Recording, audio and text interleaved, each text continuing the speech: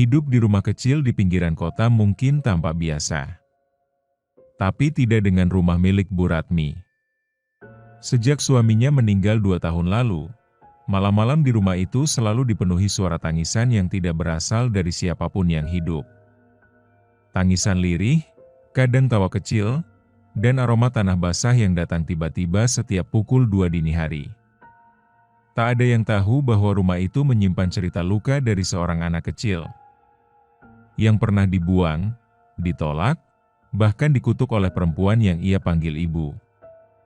Ini bukan sekadar kisah tentang hantu. Ini kisah tentang rasa sakit yang terus hidup, bahkan setelah tubuhnya mati. Sebelum memulai kisahnya, pasang earphone-mu, biar horornya terasa lebih nyata. Kalau kamu suka cerita kayak gini, jangan lupa like, komen, subscribe, dan share ke teman-temanmu. Lorong Misteri selalu punya kisah yang siap bikin bulu kuduk merinding. Suasana rumah itu terasa dingin, meski tidak ada pendingin udara. Dindingnya kusam, penuh retakan kecil yang seperti membentuk wajah-wajah menatap tajam. Jam tua di dinding berdetak lambat, seolah enggan menyambut malam. Bu Ratmi duduk sendirian di meja makan, menatap kosong ke arah piring kosong. Tangannya gemetar saat menyendok nasi, tapi tak satupun makanan itu masuk ke mulutnya. Bukan karena lapar, tapi karena rasa takut akan suara itu lagi. "Bu, aku lapar." Suara itu lirih, seperti suara anak kecil dari bawah meja. Bu Ratmi mendadak kaku. Ia menunduk perlahan, tapi tak ada siapa-siapa. Kosong. "Kamu, jangan ganggu ibu lagi. Ibu udah minta maaf," bisiknya dengan suara tercekat. Tapi suara itu kembali terdengar. Kali ini lebih dekat. Lebih nyaring. "Ibu bukan ibuku," lampu ruang makan berkedip. Angin berhembus dari arah jendela yang tertutup rapat. Dan saat itu, piring di meja pecah begitu saja, seperti dilempar oleh tangan yang tak terlihat. Bu Ratmi berteriak. Tapi tak ada yang mendengar. Rumah itu terlalu sepi. Dan sepi adalah ruang tempat dendam tinggal dan tumbuh. Malam itu, gerimis turun perlahan. Air hujan menetes di atap seng yang mulai berkarat. Di dalam kamar, Bu Ratmi duduk sambil memeluk tubuhnya sendiri. Matanya sembab. Entah karena takut, atau karena kenangan yang diam-diam menyelinap dari masa lalu. Di pojok kamar, lemari tua sedikit terbuka. Dan di sanalah sesuatu yang tak mungkin ada, kini kembali. Boneka kecil dengan gaun merah yang telah lusuh. Rambutnya kusut. Matanya satu rusak. Tapi Bu Ratmi mengenalinya. Boneka itu pernah dibuangnya ke tempat sampah, bersamaan dengan kenangan tentang seorang anak perempuan bernama Naila. Itu, bonekanya Naila. Gumamnya pelan, hampir tak terdengar. Tangannya bergetar saat mencoba menutup lemari. Tapi sebelum pintunya tertutup, boneka itu jatuh sendiri ke lantai. Tuk, suara kayunya keras. Seolah disengaja. Dan saat Bu Ratmi membungkuk untuk mengambilnya, terdengar bisikan dari belakangnya. "Kamu janji nggak akan buang aku lagi, kan, Bu?" Nafasnya tercekat. Ia berbalik cepat. Tapi tak ada siapapun. Hanya bayangan dirinya sendiri yang terpantul di cermin berdiri berdampingan dengan sosok kecil bergaun merah. Angin dini hari merayap masuk dari celah-celah jendela, membawa aroma lembab dan getir yang menguar dari masa lalu. Di sudut rumah yang paling jarang disentuh, ada sebuah pintu kayu kusam, ruang belakang tempat semua barang-barang lama disimpan. Tapi bukan itu yang membuat Bu Ratmi enggan membukanya. Di balik pintu itu, ada satu ruangan yang dulu pernah jadi kamar Naila, anak tirinya. Sejak kematian suaminya, ruang itu dikunci rapat. Gorden dibiarkan lusuh, debu menumpuk di jendela. Tapi malam ini, entah kenapa, pintu itu terbuka sendiri perlahan, berderit pelan, seolah mengundang. "Ibu, ayo main masak-masakan lagi kayak dulu." Suara anak kecil terdengar dari dalam. Lembut, tapi menyayat. Bu Ratmi membeku. Matanya berkaca-kaca. Tangannya menutup mulutnya sendiri agar tak berteriak. Karena ia tahu, tak ada anak kecil di rumah itu. Bukan lagi. Naila telah dikubur 5 tahun lalu. Namun dari balik pintu yang kini terbuka lebar, terlihat sepiring mainan plastik berlumuran darah, dan boneka-boneka kecil duduk membentuk lingkaran. Satu tempat duduk kosong, seperti sedang menunggu seseorang. Dan dari dalam bayangan ruangan, suara Naila kembali terdengar. "Ibu, kenapa dulu ibu bilang aku bukan anak ibu?" Pukul 2:13 dini hari. Hujan telah berhenti, tapi langit masih bergemuruh seolah menyimpan amarah. Di dalam kamar, Bu Ratmi terbangun dengan tubuh basah oleh keringat dingin. Napasnya terengah, dan matanya langsung tertuju ke lemari tua di pojok ruangan. Lemari itu sedikit terbuka. Padahal sebelum tidur, ia yakin sudah menutupnya rapat. Suasana kamar begitu senyap, sampai derit kecil pun terdengar menakutkan. Perlahan, lemari itu terbuka, sedikit demi sedikit, tanpa ada angin, tanpa ada tangan. Dan dari dalam gelapnya, muncul tangan kecil berwarna pucat, gemetar, penuh goresan dan tanah mengering. Tangan itu menggapai, seolah ingin meraih sesuatu. Atau seseorang. "Ibu, peluk aku." Suara itu lirih. Suara anak kecil yang rindu akan kasih. Tapi rindu itu terasa menakutkan saat datang dari dunia yang tak lagi hidup. Bu Ratmi mundur, menabrak kursi di belakangnya. "Naila, kamu harus pergi. Ibu udah minta maaf, udah tobat." Tapi suara itu makin dekat. Dari dalam lemari, sosok anak perempuan mulai terlihat. Rambutnya basah. Matanya hitam kosong. Mulutnya menitikkan darah. Dan boneka di pelukannya menangis sendiri, lemari tertutup tiba-tiba. Brak! Dan di cermin kamar, pantulan Bu Ratmi berdiri, bersama sosok kecil yang kini sudah ada di sampingnya. Langit sore tampak suram. Matahari seperti enggan menyentuh bumi hari itu. Bu Ratmi berdiri di depan sebuah makam kecil di ujung pemakaman umum yang sepi. Nisan dari batu sederhana itu berlumut, nyaris tak terbaca. Di bawahnya, jasad anak kecil bernama Naila, dikubur tanpa pelukan, tanpa tangisan tulus dari sang ibu tiri. Angin berhembus pelan. Tapi bunga yang diletakkan di atas makam itu terbang sendiri, seolah ditolak. "Maafkan ibu. Ibu salah, dulu ibu nggak ngerti, ibu juga takut," ucap Bu Ratmi sambil bersimpuh.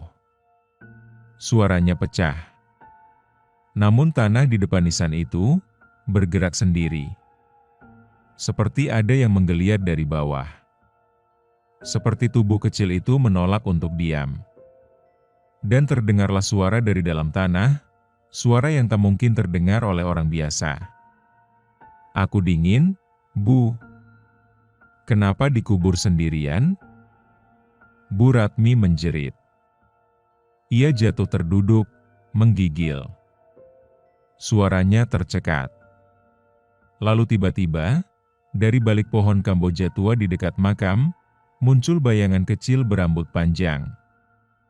Diam saja. Menatapnya.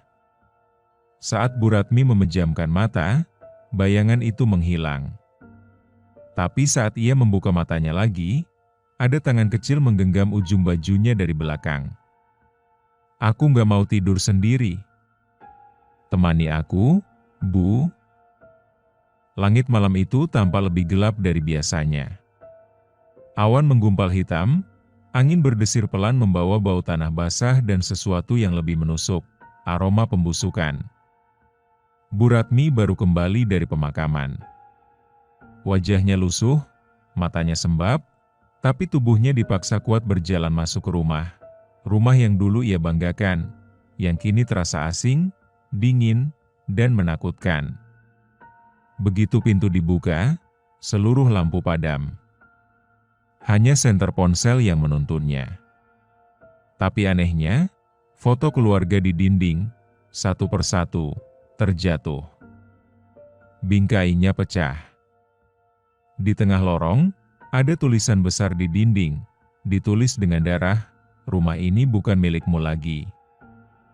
Tangan Bu Ratmi gemetar saat menyentuh tembok. Jantungnya berdetak tak beraturan. Ia melangkah mundur, tapi dari arah dapur terdengar suara tertawa kecil. Suara Naila. "Dulu aku nggak boleh masuk dapur. Sekarang kamu yang aku kunci di sini." Pintu utama menutup sendiri, Bu. Semua jendela terkunci. Lemari bergerak sendiri, kursi terbalik. Rumah itu hidup. Tapi bukan untuk manusia. Sebuah piring terbang ke arahnya, pecah di dekat kaki. Dan di ujung lorong, Naila berdiri. Mengenakan baju putih kotor, rambutnya menutupi setengah wajahnya, dan bonekanya berdarah di pelukan. "Sekarang kamu tinggal di rumahku, Bu. Rasakan jadi aku." Subuh menjelang. Fajar belum sempurna terbit, tapi rumah itu tetap gelap seolah menolak cahaya. Di kamar yang dipenuhi debu dan bayang-bayang, Bu Ratmi terduduk lemas di pojok ruangan. Nafasnya berat. Pipinya basah. Seakan semua yang ia miliki, harga diri, rasa aman, dan warasnya, telah direnggut habis. Sesuatu membuatnya menoleh ke bawah ranjang. Di sana, kotak kayu kecil tergeletak. Tertutup debu. Dengan tangan gemetar, ia tarik keluar. Di dalamnya, ada sebuah surat. Amplopnya sudah menguning, ditulisi huruf kecil yang familiar. "Untuk Ibu, dari Naila." Ia tak ingat pernah melihat surat itu. Mungkin diselipkan oleh suaminya, sebelum Naila pergi untuk selamanya. Tangannya membuka kertas itu perlahan. Tulisan Naila masih rapi meski tinta mulai pudar. "Bu, aku tahu aku bukan anak kandung Ibu, tapi aku ingin Ibu tahu, aku tetap sayang Ibu. Kalau aku salah, maaf ya Bu. Aku cuma pengen Ibu peluk aku, kayak peluk anak Ibu yang asli. Tapi nggak apa-apa kok kalau Ibu nggak mau. Aku ngerti kok." Surat itu terhenti di tengah kalimat, ada noda bulat seperti bekas air mata. Atau darah. Bu Ratmi menjerit, histeris. Tubuhnya lunglai memeluk surat itu, menyesali setiap kata yang tak pernah ia baca saat Naila masih hidup. Tapi dari balik pintu kamar yang terbuka perlahan, suara kecil itu terdengar. "Sekarang Ibu baca, ya? Tapi kenapa baru sekarang, saat aku udah nggak bisa peluk balik?" Bayangan Naila muncul lagi di ambang pintu. Tapi kali ini, ia menangis. Dan air matanya berubah jadi darah yang menetes ke lantai. Malam itu bukan lagi malam. Rumah tak lagi sekadar bangunan, ia jadi ruang penghakiman yang diam. Hening, tapi berat. Di ruang tengah, Bu Ratmi terduduk lemah sambil memeluk surat lusuh Naila yang kini lembab oleh air matanya sendiri. Di sekelilingnya, semua benda seolah memperhatikan. Kursi goyang bergerak pelan, jam dinding berdetak mundur, dan boneka Naila duduk di meja makan, menghadap ke arah Bu Ratmi. "Ibu." Suara itu terdengar dari belakangnya. Tapi kali ini tidak menyeramkan. Ada luka di dalamnya. Ada kerinduan, ia berbalik perlahan, dan Naila ada di sana. Sosok kecil dengan baju putih sobek, tubuh kotor oleh tanah makam, tapi wajahnya menangis. Aku dulu gak minta banyak, cuma pengen dipeluk. Tapi ibu selalu bilang aku nyusahin. Bu Ratmi mengatupkan mulutnya, menahan sesak. Ia ingin bicara, tapi lidahnya keluh. Suara Naila makin lirih. Aku lihat ibu peluk anak kandung ibu. Tapi aku didorong, dibilang pembawa sial. Aku cuma pengen dicintai, Bu. Tangis pecah. Bukan dari hantu, tapi dari luka lama yang selama ini ditutup dengan kemarahan. Bu Ratmi menunduk, tangannya meraih tangan kecil itu, tapi jari-jarinya menembus udara. Naila menghilang. Dan suara terakhir yang tertinggal di ruangan itu hanyalah, "Aku gak pernah minta dilahirkan jadi anak tiri, Bu." Malam menjelang dini hari. Suasana rumah telah berubah menjadi lorong-lorong gelap tanpa arah. Seperti neraka kecil yang dibangun dari rasa bersalah, air mata, dan luka yang tak pernah sembuh. Bu Ratmi berjalan terseok di antara perabotan yang kini bergeser sendiri. Lampu-lampu berkedip. Cermin-cermin retak. Lantai dipenuhi bekas jejak kaki kecil, bekas lumpur dari tanah kuburan. Pintu kamar yang dulu pernah jadi tempat Naila tidur, kini terbuka. Tapi bukan lagi kamar anak kecil. Di dalamnya, kasur terbakar pelan, boneka-boneka tergantung di langit-langit, dan di tengah ruangan ada ranjang kecil, kosong. Tapi selimutnya bergerak sendiri, seperti ada yang sedang tidur di bawahnya. Bu Ratmi melangkah masuk. Ia tahu ini bukan mimpi. Ini adalah balasan. Ia menangis sambil mendekati ranjang itu. "Maafkan ibu. Tolong, Naila. Ibu salah. Ibu bukan ibu yang baik. Ibu terlalu takut, terlalu bodoh." Selimut itu terbuka pelan, dan di bawahnya bukan hanya Naila. Tapi ada versi kecil dari dirinya sendiri. Kecil, rapuh, ditelantarkan bayangan dari masa kecil Bu Ratmi. Tubuh mungil yang juga pernah menangis di sudut rumah, dipukul ibu kandungnya, dicaci. Tiba-tiba seluruh ruangan berbisik, "Kau ulangi luka itu pada anak lain." Tangan kecil dari bawah ranjang menarik kaki Bu Ratmi, menyeretnya ke bawah lantai. Dingin. Gelap. Dan sebelum ia benar-benar tertelan oleh kegelapan itu, suara Naila terdengar sekali lagi. "Kalau ibu bisa lahir ulang, apakah ibu tetap menolakku?" Subuh akhirnya datang. Tapi cahaya matahari tidak masuk ke dalam rumah itu. Hanya dingin dan sunyi yang menetap. Di tengah ruang tamu, Bu Ratmi terduduk kaku. Matanya kosong. Tubuhnya lemas. Mulutnya terus bergumam. "Maaf, maaf. Naila, ibu minta maaf." Sekujur tubuhnya penuh luka lebam, entah karena apa. Seperti dihantam rasa bersalah yang berbentuk nyata. Di tangannya, surat dari Naila masih tergenggam. Basah oleh air mata dan darah. Tiba-tiba, udara menjadi hangat. Aroma bunga melati menyelimuti ruangan.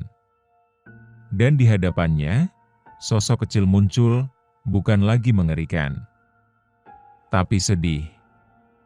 Naila berdiri, wajahnya sayu. Tak ada tawa, tak ada tangis. Hanya tatapan yang menyimpan kerinduan dan luka yang tak sempat disembuhkan. "Ibu bilang maaf, tapi aku udah gak bisa ngerasain pelukan ibu lagi," ucap Naila pelan. Bu Ratmi gemetar, mencoba meraih anak itu, tapi tangan mereka tetap tak pernah bisa bersentuhan. Dunia mereka telah terpisah. Yang tersisa hanyalah doa yang tak pernah dikirim, dan cinta yang datang terlambat. Aku udah pergi, Bu. Tapi di sana, aku tetap anak kecil yang nunggu dicintai. Dan Naila pun perlahan memudar, meninggalkan rumah yang kini penuh kenangan kelam. Sementara Bu Ratmi tetap tinggal. Hidup. Tapi tak pernah benar-benar hidup kembali. Di dinding, kata-kata terakhir tertulis dengan samar, tak semua yang mati, menghilang. Tak semua yang hidup, bisa memperbaiki. Pesan moral dari cerita adalah, jangan pernah menunda memberi kasih.